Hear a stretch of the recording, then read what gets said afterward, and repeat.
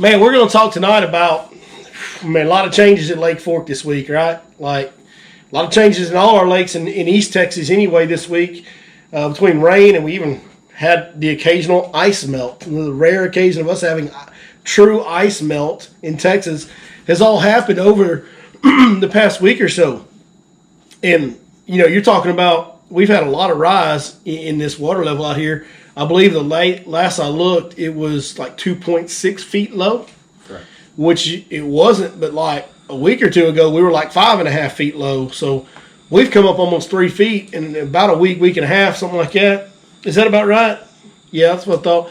And, man, that's a lot for this lake. If you look over the history of this lake, it just doesn't fluctuate that much.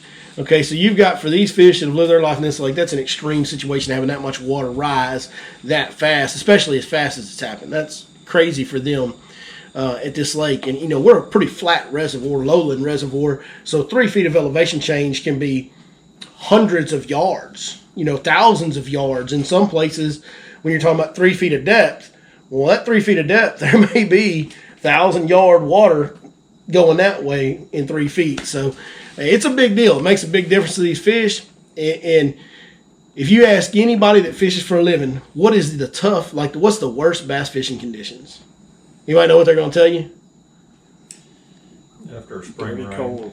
Cold, rising, dirty water. Well, we've hit the trifecta, boys.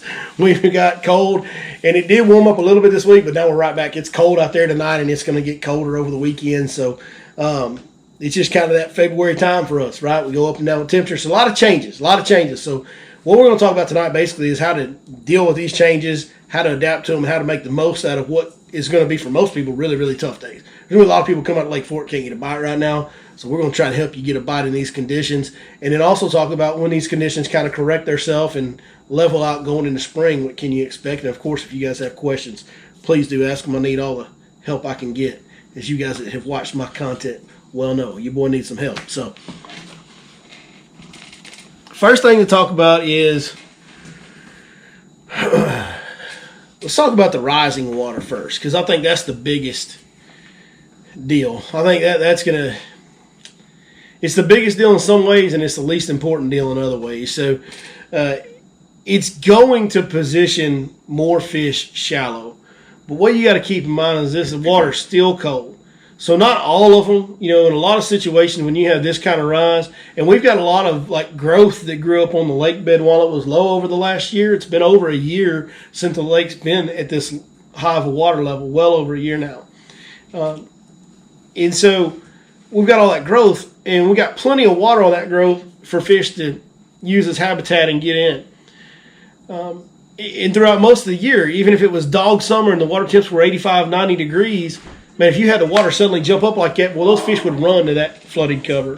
They would rise with that rising water, and they'd sprint up into that flooded cover. It'd be a frogging and flipping and swim jigging delight, right? Well, that's not what you're going to get this time of year because how cold it is. Number one, you're going to have a hard time getting them bite those kind of baits when the water's cold and cold trending.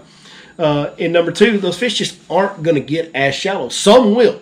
There are going to be some fish with that rising water that are going to jump up in that junk, but not near as many as would, say, in spring, summer, or fall. And so you're going to have a lot of fish that do push shallower, but shallower is going to be relative, right? Like they're not just going to get up on the bank until we get warm trends. And once we get that, that's a whole other ballgame we can talk about a little later in this seminar. But for right now, if you've been fishing the lake and you've been catching them in a stretch of, say, creek channel or ditch or drain, whatever, on these colder days, cold trending water temps, man, you're going to need to push further back into that creek, right? So I would say my rule of thumb is, let's say I've been catching them out of a creek channel that's 10 foot deep in the bottom and 5 foot deep on the tops, right? And the water level jumps 3 feet. Well, where I'm going to kind of start my search when the water level changes is I'm going to go to the new 10 foot of water. So I'm going to go 3 foot further up in elevation. Now that may be 100 yards in a creek, and that may be 2,000 yards in a creek, like we talked about earlier. But basically, wherever the new 10 foot of water in the bottom of the creek is, I'm going to start in that section of creek and start hitting the key bends and the things that I think look the best, working my way from there, going back to as shallow as I feel like I need to fish. Okay, so everybody with me on that? We're going to start, if we were in 10 foot at 5.5 foot low, wherever 10 foot is at 2.5 foot low, we're going to start there and work our way back. Now, I think that's the first key thing is, yes, they're going to rise with the rising water, but with the cold time of year, they're not just going to flood the bank. So we got to get ourselves a starting point. And this is going to be a challenge, and it's going to be a search. And it's hard as hell to go searching for fish when they're not really active and biting very good. Like, it's one of the worst things in the world. It's what makes these conditions so tough. So what can we do to get more bites? Well, the first thing you can do is adjust your colors. You know, colors don't really matter a whole lot most of the year, in my opinion. I think if you're throwing the right size bait with the right presentation and the right depth, you can throw the completely wrong color and still catch plenty of fish most of the year. In this situation, in a sudden watercolor change, you got to get your color right. The good news is it's really, really simple. It's got to be really, really dark or really, really bright. And, you know, you guys that follow me know I love throwing a jig, especially when we're on cold trending water. I want to throw this little, take a time up when we're talking about, let's go back to 2 weeks ago. We were talking about warm trend. We had a big warm trend, and we've been whacking them up, in dirt, shallow water, and then it got cold. And I talked about how those fish would just suck back into that nearest drain. Well, how did we catch them when it got cold after it had been warm and it just all of a sudden cooled off real hard? Some of that water went from 62 degrees to 46 degrees. That's a huge change in water temp in that shallow water. But those fish didn't leave those general shallow areas of the back sections, the back quarters, back thirds of the creeks. Those fish were way back, and then they just sucked back into the channel and sat there. And the way that we caught them was on a jig. We went back to the jig deal. Now, some of those jig fish that we were catching at that time were only in 4 to 6 foot deep creek channels, and they were like 2 foot high on the outside of it. So they were still in pretty, the area was pretty much all shallow water. They were just that one little stretch of deep, one little groove of deeper water in that creek channels where they were. But we were fishing that jig, and it was the black and blue jigs with the black and blue trailers. That's just traditional winter colors. I think the best thing that you can throw when you get the high muddy water and it's cold is a jig, again, but with as much of that neon, bright as you can get blue as you can find a way to put it. If you can find a jig with a solid electric blue skirt, that's the best jig you can throw. You don't even need the black anymore. That blue, and just to let you guys know, the blue I'm talking about, this is a jig I grabbed from downstairs. This is called Black Blue Tip from Santone. This is a 1/4 ounce. That's not the size you want to throw right now, but it was the only size they had in stock down there. But I throw that black and blue tip, but then I'll throw like a black trailer with blue flake on it in normal water conditions this time of year. But this time, I'm going to 100% of the time throw an electric blue trailer. This is a Berkley Chigger Crawl, and the name of the color is Labatt. I guess like Labatt Blue, like the Canadian beer or something. I don't know. But it's just a really bright blue. I'll pull one out of the package to show the camera, and I'll pass this package around so you guys can get a look at it. But y'all can kind of see from there. That's extremely bright blue, man. Very, very neon blue with some sparkle to it. You can get another color called Sapphire Blue that's got a ton of blue flake in it. It's almost solid blue flake. Pass it around for me, please, sir. But yeah, if you can find a jig that's neon blue or electric blue, whatever you want to call it, but that color blue, where the whole jig is that color, that's the best. And what I do is actually have skirt material in my house, because this is such a rare situation. This is a pretty rare situation. It doesn't happen like this very often, but I keep this blue skirt material, and I'll pull skirts off jigs that I'm using and put solid blue skirts on them for this particular situation that we're going to be in for the next week or two up here. So I'll be tying my own skirts on here over the next couple weeks just to get through these couple weeks. Then once things level out, we'll go back to throwing old black and blue. That's the best bait. Now, the weight of the bait, we talked about this earlier in the year too. I'm kind of starting to lean more and more towards 3/4 ounce in like all wintertime jig fishing situations. I really like the reaction factor of when that 3/4 ounce jig clicks off a root and falls, it falls that much faster and gives it more of a reaction bite. And that's not anything I learned on my own. That's actually a tip I got from Mark Pack, who I think got it from Denny Brower, who, if you go back and look at Denny Brower's history with the jigs, really good. It's almost always a 1 ounce or maybe a 3/4 ounce jig. Even in shallow water, he's throwing a really heavy jig because that rate of fall gets that reaction bite, right? So that's the deal. What I will say to that is, in this situation where the water is dirty, it is never more important when you got cold, dirty water and these fish don't want to bite. Never more important to generate reaction bites than it is right now. And if you're not going to throw a jig, the other baits that I want to throw are going to be like chartreuse, black back, crankbaits that are going to bang off every hard piece of cover it can. or a spinnerbait that's got a blade on it the size of your fist and just wobbles your arm off when you reel it in. You know, something that vibrates, moves a lot of water, gets a reaction, a true reaction out of a fish from banging around down in its cover. And that's where, man, 3/4 ounce jig, maybe even a 1 ounce jig, guys. Like, the faster, harder fall you can get, the brighter color you can get, that's the deal. The reason I picked that blue color in particular is this right here. Study was done by some wildlife biology students at the University of Oklahoma years and years and years ago. In fact, I just heard this from Jimmy Houston one day. Again, nothing I learned on my own. It's just like you guys, absorbing fishing information here tonight or on the camera tonight. Same type of deal that I did back in the day. Jimmy Houston was reading about a study they did at University of Oklahoma. As you go down into the water column, all the colors fade in spectrum and they all just become, you can't decipher one from the other, right? And the fish can't either. The deeper in the water you get, all the colors blend together. The two colors that show up the deepest in the water column, blue and red. Blue's number 1, red's number 2, and there's a big gap between anything else other than blue and red. So in a fish's eye, the colors that show up the best in the darkest watercolors are blue 1, red 2. So we go with neon blue all the way around in that dirty water. And ever since I heard that study, I've done that when I fish the dirtiest water conditions I'm in. And I'm flipping, I throw that electric blue. And man, it has made a light year's difference in my muddy water fishing in the cold time of year with the jig. Going to that all blue skirt and that blue trailer. It's a big, big, big deal. It really is. So that's the number 1 tip for fishing high, cold, muddy water at Lake Fork. Get yourself some neon blue jigs, right? And then find out where they were. Start right there at the new water level and move your way back. Pretty simple. Pretty simple. But I think you got to, especially when you're searching for fish that have moved recently. Man, let's not overthink it. A lot of this is, let's just go fishing. Does that make sense when I say that? Hopefully you understand what I mean when I say it. Like, you can't go out there and try to break down exactly where they're going to be. Okay, they ought to be right here on this part of the creek bend. They ought to be in exactly this depth. Guys, the reality is these fish are going through a lot of changes, and we don't live in their world, and we don't really know exactly where they're going to be. Okay, so you got to keep something simple, something you got confidence in, and you got to cover a little bit of water till you get a couple bites and just fish, man. Just go fishing a little bit. So, you know, I'm sitting here preaching a jig, but if you feel better about banging a crankbait in there, or you feel better about dragging a Senko in there, or whatever it is that you feel good about fishing, by all means, do that. Do that, because there is a factor of that when these changes happen that you've got to just go fishing and figure them out a little bit. Yeah. So, all right, water temperatures. Right now we're cold trending. We're going to be cold trending through the weekend, I believe. Next week we might get a little bit of a warm up in the water, not too much, and then we go right back to cold trending again. So for the next week or two, we're going to be pretty much on a cold trend.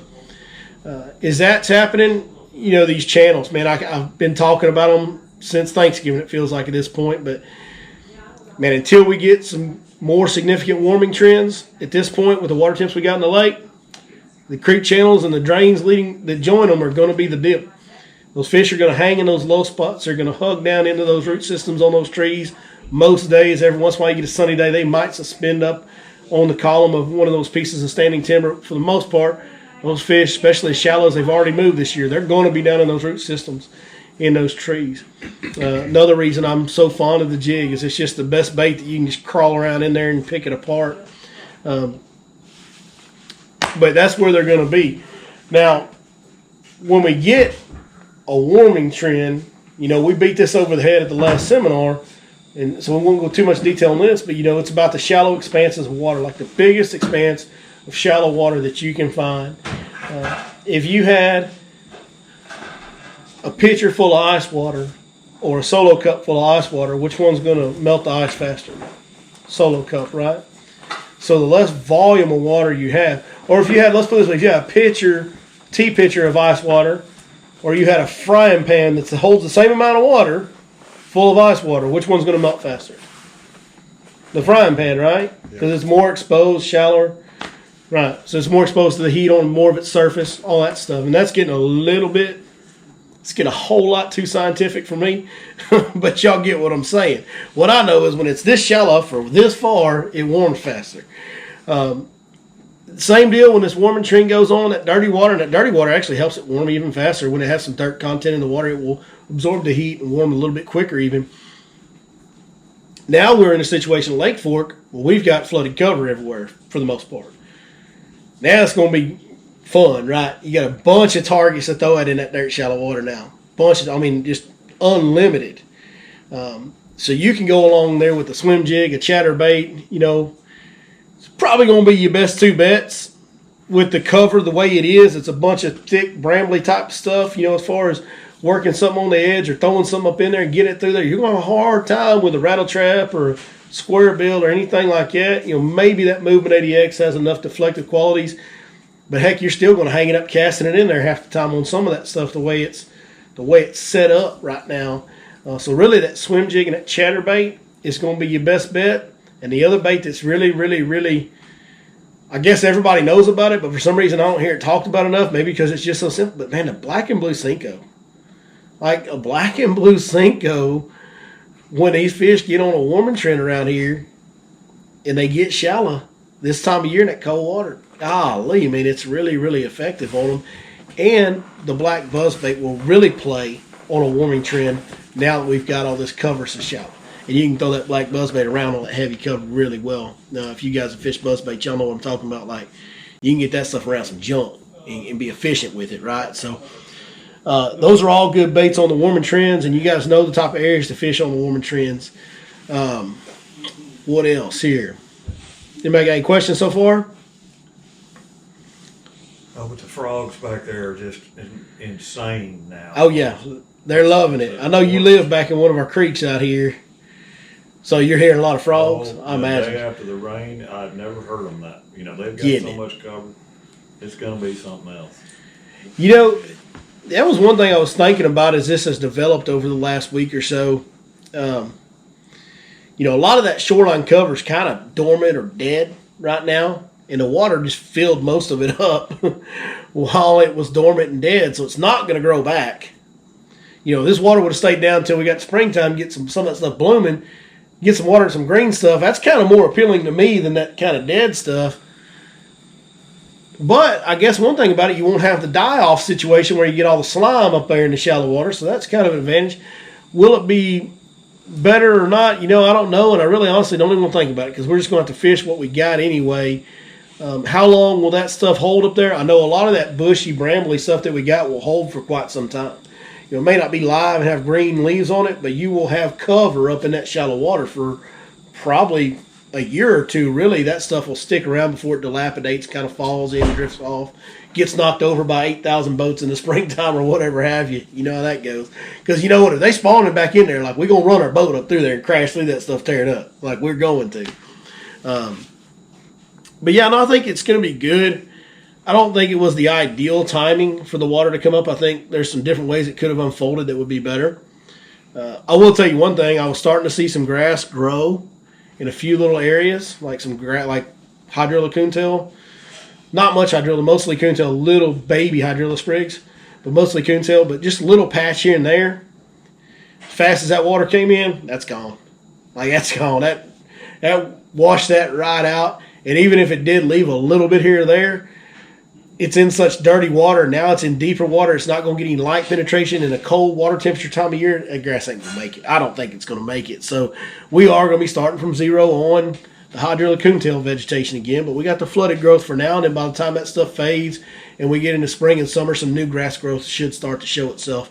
I would anticipate by the time we got the next fall, you'll see some good enough amounts of vegetation in the lake to fish. But until we get to next fall, if we have enough vegetation to fish before next fall, that's probably going to be like we're doing real, real good. Like overachieving if we get it before then.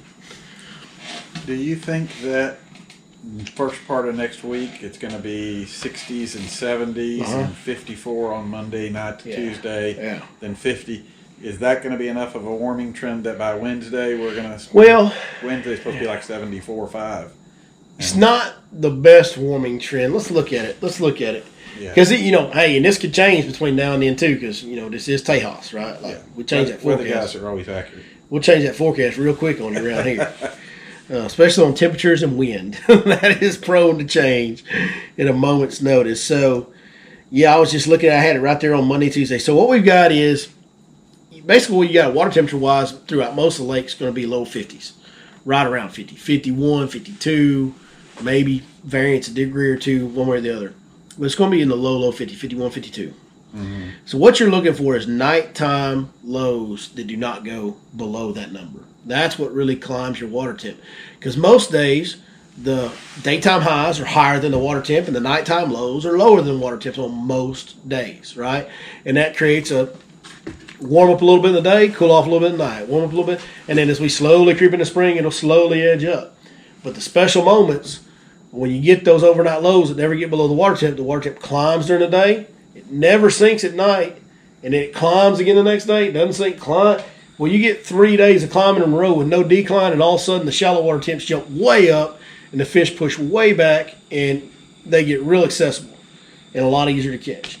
And that's what makes those warming trends special is when that happens. That's when we're calling warming trend. We're talking about 2 to 3 days where the nighttime lows do not get below the water temp. Yeah, so Monday to Tuesday, the lows would be 54. So that's you got that. So Sunday we've got a high of 63. Sunday night going into Monday, the low is 43. So you're going to have your normal climb fall.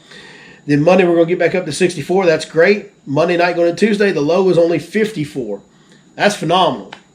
Here's the one disadvantage of that. That's bringing with it some rain overnight into the early morning hours. That's bringing cloud cover right now from what it's showing most of the day, if not all day on Tuesday. So that's going to limit some of the warming on Tuesday. So we're going to climb on Monday. We're not going to drop on Tuesday water temp wise. We're going to climb some because we're getting up to 67, but we're not going to have the sunlight, so it's not going to climb as extreme.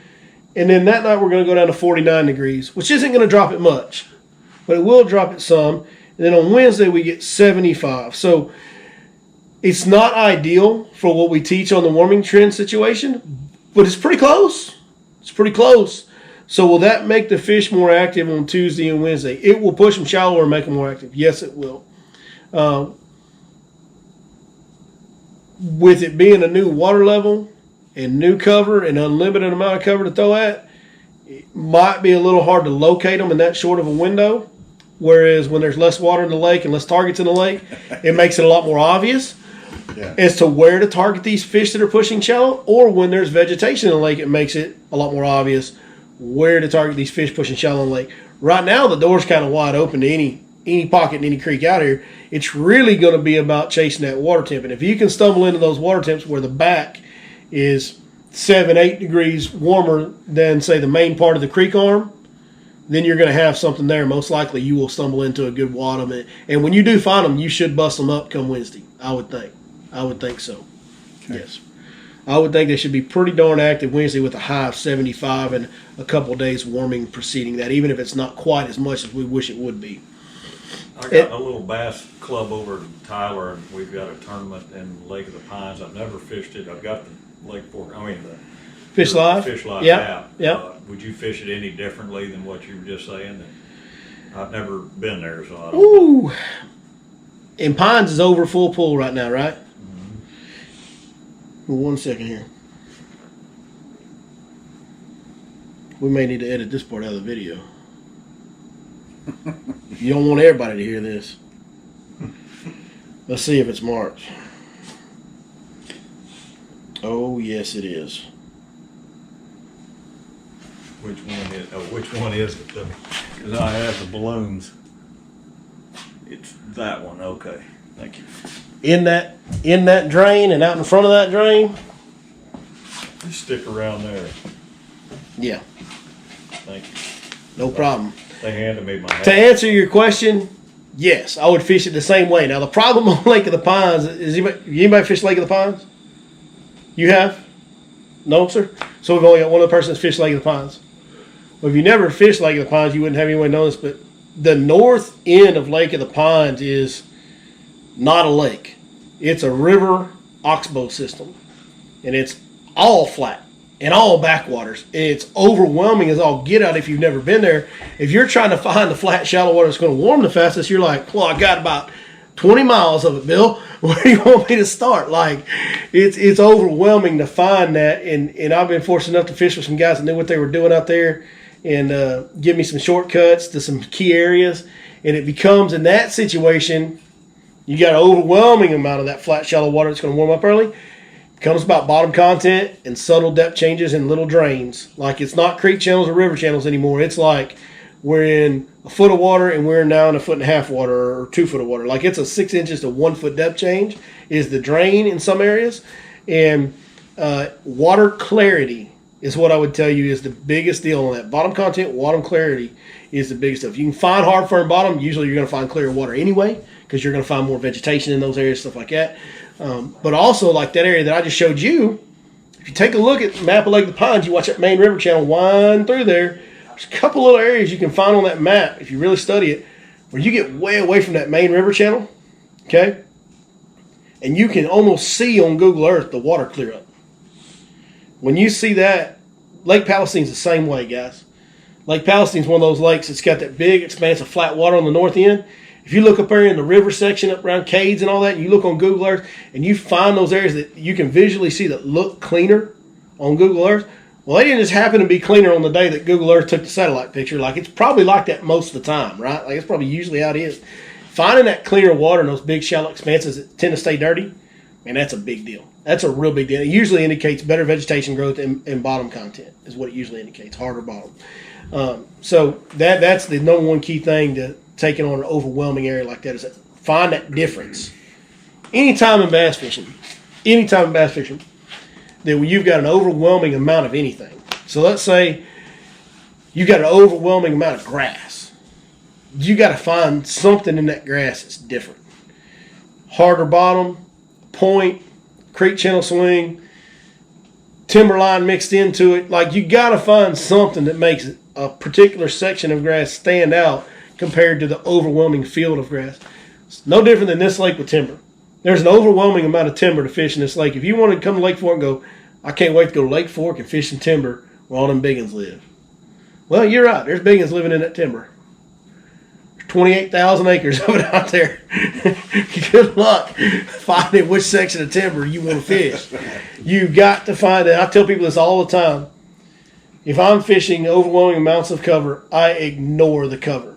So if the overwhelming thing is the cover, grass, rock, timber, forget that. Where would I fish if none of that cover was here? So on Lake Fork, don't worry about timber. Where would I fish if there was not a stick of timber in this lake? Well, I would look at creek channel swings and points and humps and road beds, depending on what time of year. This time of year, I'd be focused on creek channel swings, right? That's what I'd be looking for.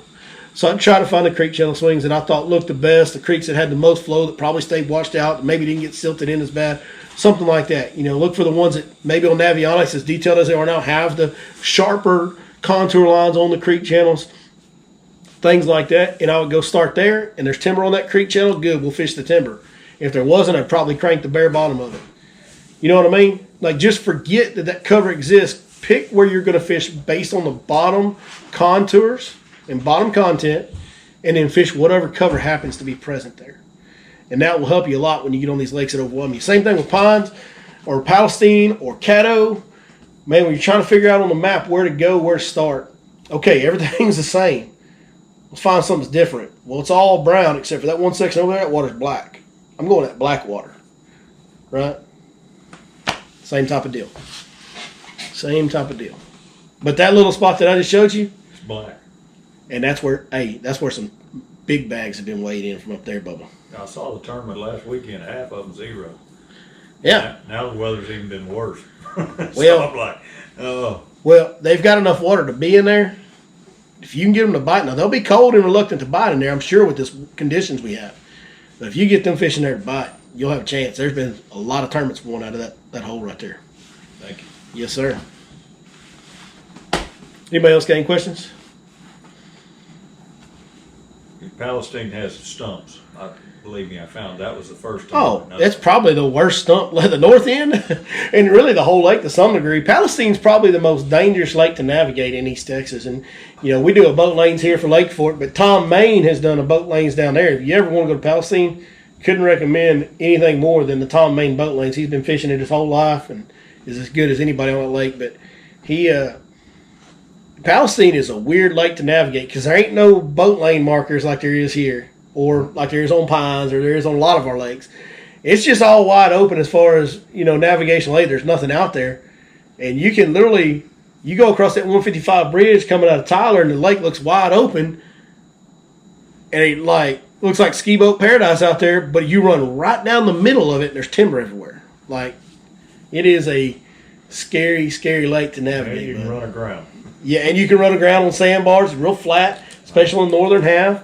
And yeah, when you get up into Kickapoo, Flat Creek, river with cades and all that, any of that, man, you get off the beaten path at all. Sometimes the timber is so thick you literally cannot idle your bass boat through it, and you can't see almost any of it when it's full pull. Like, you can't see it at all. So you're just idling what looks like open water, and your bass boat bounces off one stuff, hits another, now you're stuck. Like, it's just, and then when we saw it in was it 2011 when everything got so low? Somebody took some pictures from the bridge, and you look across there and you're like, oh my God. Like, how did we ever get in and out of there? You know, you don't even see a path, so it's pretty wild. Palestine's thick with timber. Tough. Yeah.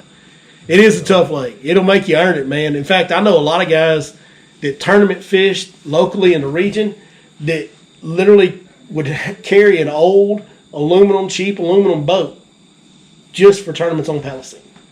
Because it makes it so much easier getting in and out of that timber on the north end. I'm taking my old Express next time. Perfect. My buddy used to have one. He called it the Palestine machine, man. That's the only time he used it. I've never seen that. That was the biggest pinball machine I've ever seen out there. It was terrible. Yeah, it's a wild deal. No, man, there's a lot of guys that have done that over years that fished a lot of local tournaments, especially, 7, 8, 10 years ago. Like, every tournament was won on the north end of that lake. Most of them in Kickapoo at that time, it seemed like, but every tournament was won on the north end of that lake, and so you had to go up in that jump to compete.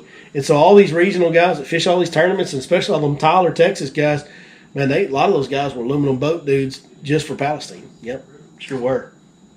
Sure were. The last mile of the west finger too is Oh the yeah, same mile. yeah. No, it's all over that lake. It's wild. I mean, there's really. I know that people pleasure boat out there, and I'm like, I guess out in the middle of Saline Bay you can get away with that, and right in front of the dam you can get away with it, in that little area. But other than that, like, there's not really safe areas to go water skiing out there. But people do it. Yeah. I think that lake's had like several years in a row though where somebody died on it or something. Man, it's dangerous. I area. believe It's always there seems to be somebody dying. Somebody died on Palestine. Yeah, yeah. It's bad. Bad lake. Sea-Doo or a boat or Yeah. somebody pilling around out there and they get stuff. Yeah, and it's a big enough lake. It gets real rough too. It does get rough, and it lays the right direction for our winds around here. It gets bad rough out there. Mm-hmm. Yep. Yeah, buddy. It's intimidating, that's for sure. What else we got? Y'all think anything else you want to talk about? Lake Fork specific? Y'all want to talk about some smaller lakes? Because if you're wanting to fish for the next week and make it easy on yourself, the way to do it is to get away from all the inflow, all the water flow. And the way to do that is go smaller lakes. And it don't necessarily have to be power plant. Like, guys, we're in pre-spawn. Like, we're in full swing pre-spawn. So even on the cold trend, like, if you're just not obsessed with catching 30 or 40 a day, like, if you're cool catching 8 or so a day, 10 or so a day, and having a bigger bag of fish, you can fish these cold water, smaller lakes and catch some really good fish and avoid all this influx of water that we're getting because, these smaller lakes, they just don't have the rivers. And they don't even have just the, what do they call that? The runoff. The runoff. There's a term for it. I can't think of it. But the watershed. They just don't have the watershed that a bigger lake has, right? They don't have many creeks and all that. You know what I mean? They just don't catch as much water. And so their clarity doesn't monkey up as bad. Their elevation doesn't really change. Most of them were already full. So they just float over the spillway for a few days, and now they're straight. They're good to go. And their clarity just doesn't get near as bad mess up. A lot of them have a lot of grass in it in East Texas. And so a lot of these smaller lakes can be jam up. I was actually thinking about going to Purtis Creek on Sunday, so that might be a... Oh, Purtis Creek, that's a blast from the past, man. That name back in the day, that was a lake that kicked out the biggins, and it's been kind of nobody talked about it for a long time, but I have heard just a couple of rumblings from it this year about might be worth going back over. That's probably a pretty good idea. Athens has been one that's been fishing good. I've had some buddies go to Athens, and I even took one trip to Athens this week on Monday. Because we had, I think, 20-something mile an hour sustained winds. So we went to Athens on Monday just to we didn't want to get out on the wind on Fork. It was blowing so hard. And so we went to Athens Monday, and even in all that wind and, cold trending water like we had, I think we still caught 10 fish. It had a pretty good bag of fish. I don't think we quite broke 20 pounds. We were pretty close to it, and actually we probably did break 20. But we did break 20 pounds because most of our fish were like right at 4 pounds. Like they were all pretty. We didn't catch no babies. They were all kind of the same size. Man, we just got around grass and threw a chatterbait. I mean, it's as simple fishing as you could do. And I hadn't been out there, and we just kind of went out there, and I went to the first area that I thought would have a lot of grass in it, and found some grass and started fishing. And so those kind of lakes, they fish simple and make it a lot easier on you in these tough conditions. If you're just a recreational guy that's just looking to catch some fish, when you get these really tough conditions with a bunch of water flowing into a lake, man, don't be ashamed to go to a small lake. Like, ain't nothing wrong with that. It's a good time. I do it plenty. It's a lot of fun. I've got the biggest bass any one of my customers, my guide customers, has ever caught came on Lake Athens. And I bet you I fish there 3 to 4 times a year, maybe. Wow. And it was a similar deal to the earlier this week. It was the end of May. There was a storm system going to come through that was going to have severe storms on Lake Fork throughout most of the morning. But Athens, if it hit it, it was only barely going to the tip of the system was barely going to hit it from what we could tell. So we made the decision early that morning to go to Athens. We literally met here and then drove to Athens that morning. And because those storms were bearing down on Fork and weren't going to reach down there. So we went to Athens and started fishing and offshore deal and got to catching them. And if y'all got time for a funny story, this is a really funny story. So I had this old guy that had fished with me. This was the 3rd year in a row he fished with me. And his deal was he was an older gentleman. He never caught a 10-pounder. And he wasn't expecting one, but he really wanted, he was wanting to give himself the best chance at one. So he comes with me in March one year. And I think that year, we never saw a fish, but he hung one that could have been 10. Like, seeing as many bigger fish get caught, you kind of know after a while, you kind of know when it's a different class fish.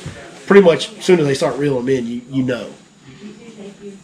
And just where this fish was caught and everything was set up right for it to be her. And this fish got him wrapped up in a tree, and we never saw her, and she ended up breaking off. And that was the first year, and he was, pretty sad about that, but we caught a lot of good fish that day, and he had a good time. So he comes back next year, and we just never really caught any bigger fish that next year. I mean, we caught all kinds of 4 to 6 pounders, 4 to 5 pounders. We just never got that 7 or 8 plus pound bite that day, and that was in April. So the 3rd year he comes in May. Now, he's come by himself the first 2 years. The 3rd year he brings his son-in-law. Now, his son-in-law doesn't really fish. He's like, the biggest bass he's ever caught is like a 2-pounder in a pond. He's only bass fished like a couple times, right? So me and the father-in-law, the older gentleman that I fished before, we're fishing, and we know each other now because the 3rd year we fished together. We're cut up having a good time, and we are leaning on these fish on Lake Athens, and we've caught like 30 by 9 a.m. I mean, we're just dusting them off and catching them on a swing head offshore, dragging a swing head. And I've got the son-in-law that doesn't know what he's doing, dragging a Carolina rig because I figure, that's for a beginner, it's easy to throw that 1 ounce weight and pretty easy to detect a bite. And if you don't detect a bite, they usually will hold on to a Carolina rig pretty good for you. So we're just kind of doing that deal. Guys, he ain't caught a fish. Like, not one fish. Not one fish has he caught. And this is like, I think only the second point we've been on because the schools have been so big. And me and old man are throwing out this way and just leaning on them. I mean, every other cast type deal. He's throwing his Carolina rig over here. He reels it in one time, and I look at him and go, hey, man, you might want to throw over there. Like, they seem to be set up out there pretty good. He goes, oh, it's all right. Y'all keep catching them, and just kind of chucks it up there to this end of this grass point that runs out. When we're fishing out deeper on the point, he throws up kind of where the grass point runs out. He throws up there, and he's kind of milling around. He goes, his rod both ways, like, I'm hung up. and I literally was on the back deck, and I reeled my rod in. And this whole time, he said he's hung up me, and I told him if he gets hung up, just don't jack with too much. I'll come try to get it undone, so we ain't got to go chase it. So he goes, man, I think I'm hung up. I'm like, all right, man, hold on. And he just drops his rod down, and I reel my line all the way in from way out there, set my rod down, walk to the back deck, and right as I'm going to grab his rod from him, his rod's down, right? Like his rod's down. His slack is running away from him and rising as I'm going to grab his rod. I go, oh, no, you're not hung up. Reel. He's like, what? I'm like, reel. He starts reeling, and he's just reeling it like this, pointing the rod straight at the fish. And he starts reeling, and his fish jumps, and it looks like something you could put a basketball in, comes to the surface, and just all you see is head walling, right? So we get him. I'm basically screaming at the guy now. Like I'm almost like junior high football dog cussing the dude, like that gun, you son of a gun, all that good stuff. Like reel, hold your rod up, don't pull it that way, doing all that, just coaching him through everything because I'm in a panic way more than he is. And he reels and reels. Finally, we get this fish to the boat, and it just goes in the net easy as you can put. Never had any issues landing that fish at all. As clueless as he was, we get that fish in the boat, and I pick it up, and I'm like, oh my God, like this is something special. Like I'm like 13, I don't know what it is. Keep in mind, it's the end of May. This fish is post spawn. We put it on the scale. It's 12 pounds, 13 ounces. Wow. Caught by a guy who's never caught one over maybe about 2 pounds out of a pond. His father-in-law was pissed. I mean, his father-in-law. Here comes the funny part. So, me and the son-in-law, I'm like, holy crap, like we're slapping hands. I'm like, this fish is huge. Like we're all fired up. And the father-in-law's on the back deck. He goes, man, that's a nice fish. And man, congratulations, that's a nice fish.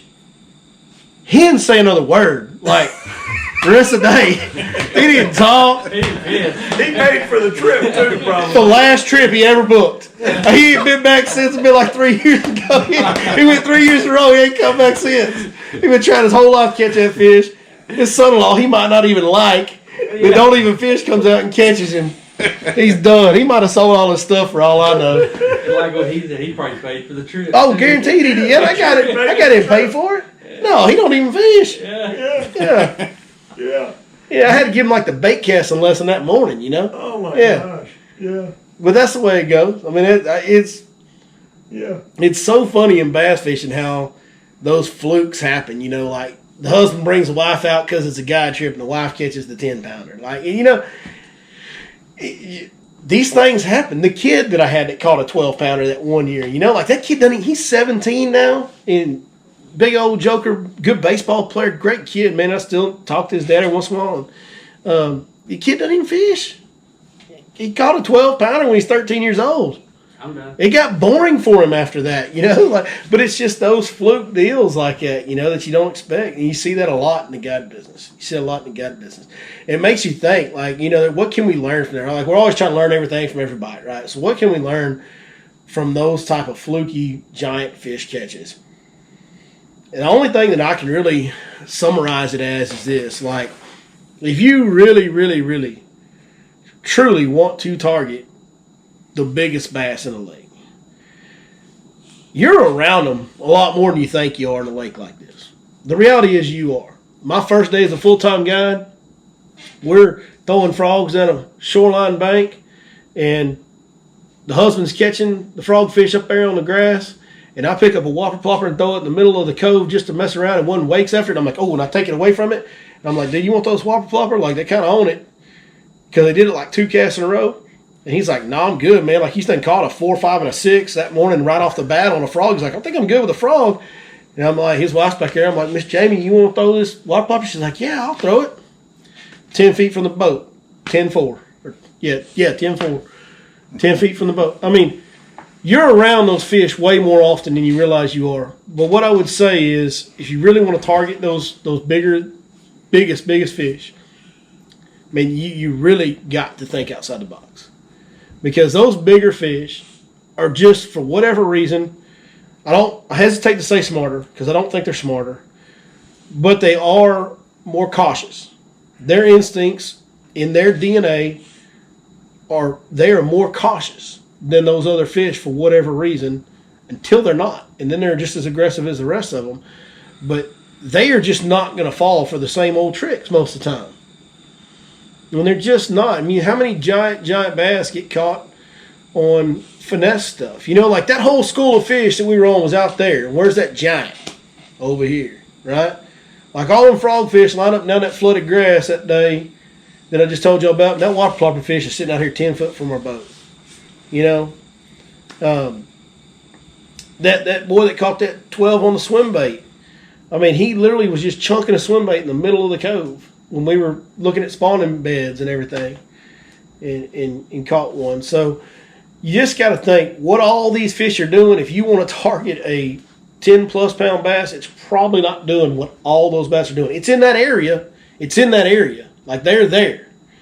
but they're probably going to be a little further off the bank, probably going to be just a little bit deeper, and they're probably going to be a little bit more reluctant to bite. So you got to slow way down, present something different in those different areas where everybody else isn't throwing. So if everybody's going down the bank looking at beds, you might want to pull out and flip the Cinco around in the middle a little while longer. By the way, that same guy that watched his son-in-law catch the 12, almost 13, the one he hung the first year that I thought could be 10, we were looking at beds most of the day, but while I was looking at beds, okay, just kind of milling around coves real slow, trying to find him a big one, I was telling him to take an oversized Cinco and throw it to the middle of the cove. Now, in this particular cove, we're over in Bell Branch, it's got steep banks and pockets, so he's literally throwing a wacky rig 6-inch or 7-inch Cinco into 8 and 10 foot of water at times around timber and just letting it slow fall around that timber. That's where he hung that giant. You know, we could go on and on about the double-digit fish that I've seen caught in these unconventional ways, you know, or just something it's right there, like it's right there, but it's just a little different.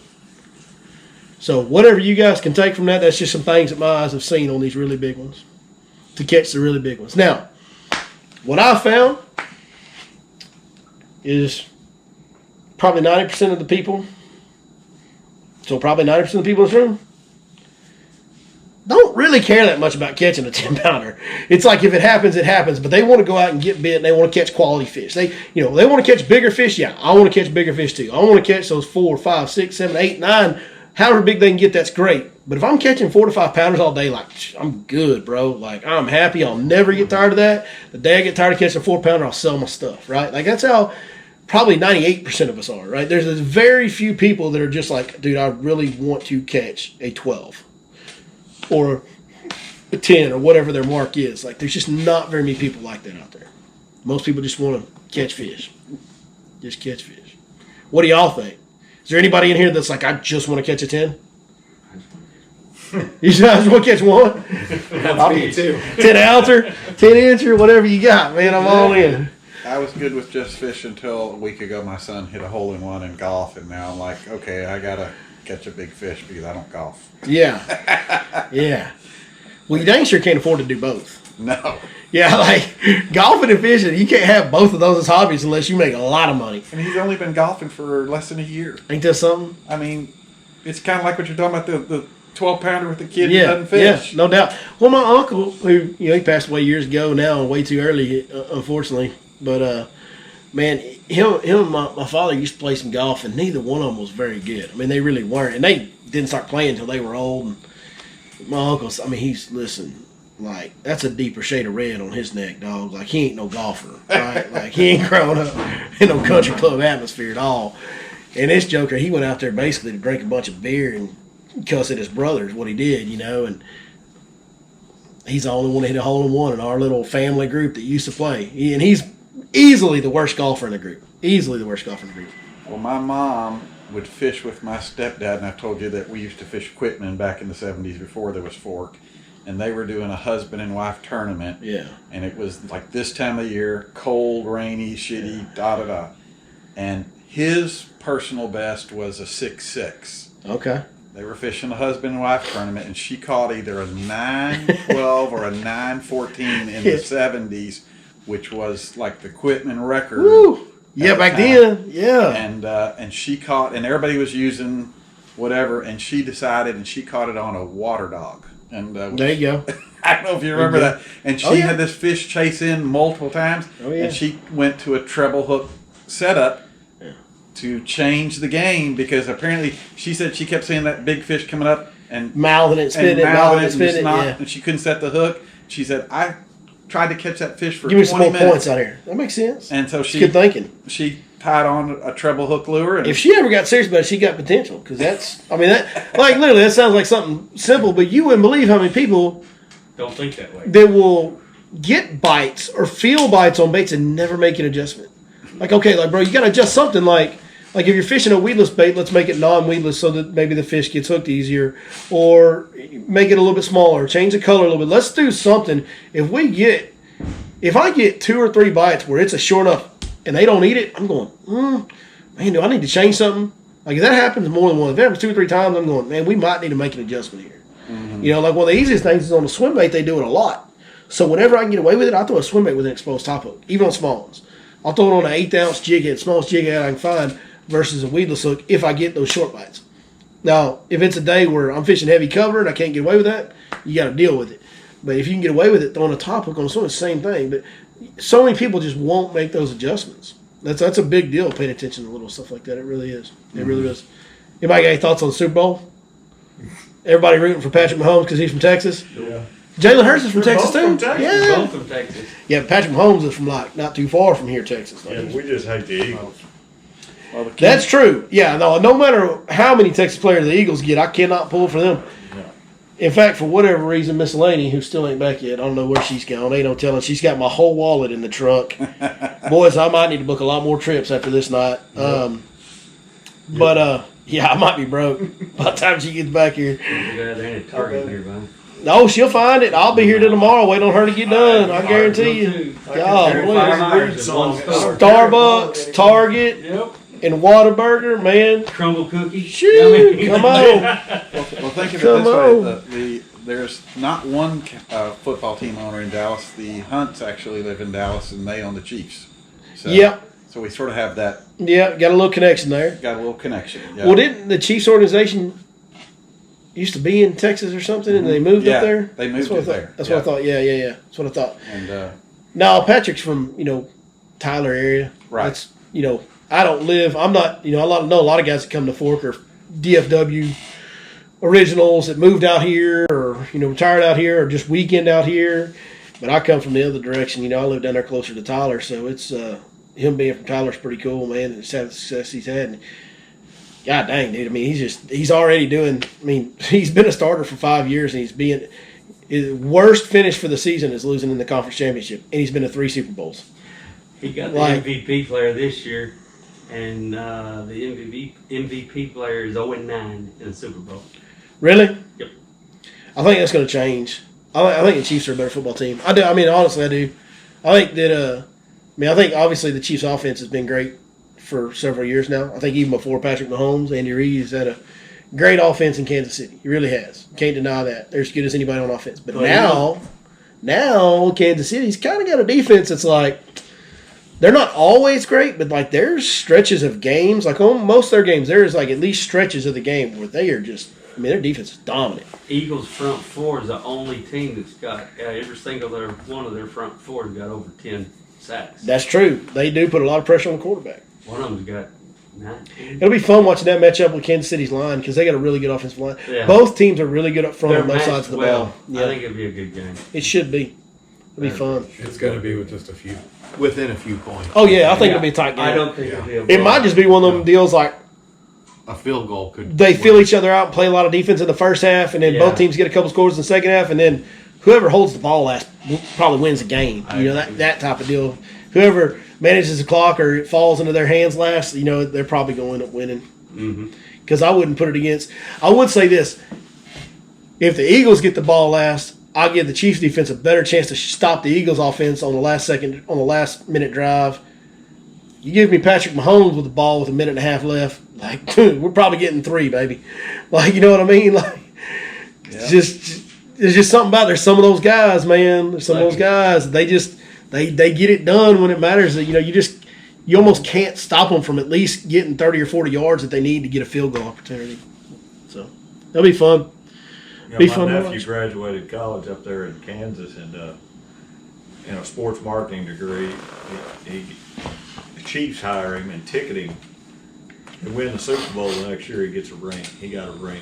No kidding. Everybody that works for the organization in Yeah. NFL, he got a ring. He got. Well, I'd always heard that, but I mean, I didn't know how far that really extended down, like the dude in the ticket. Like that. Well, I don't know. He's The guy, what about the guy down there that waves me into the parking lot? Does he get one? I guess it depends if the Chiefs own the parking lot too or not, huh? There you go. Yeah, that's pretty cool, man. No, I've always had a deep connection to football. If you want to know the reason why I didn't get into the fishing or guiding business earlier in my life, the reason might be football, because it kind of, once I got to junior high and high school, man, football took over my life. And I was fortunate enough growing up in Texas to play around and against some really good guys and get to know some people. And I've been fortunate to meet some people in my adult life, and so I've always had a deep connection with football. And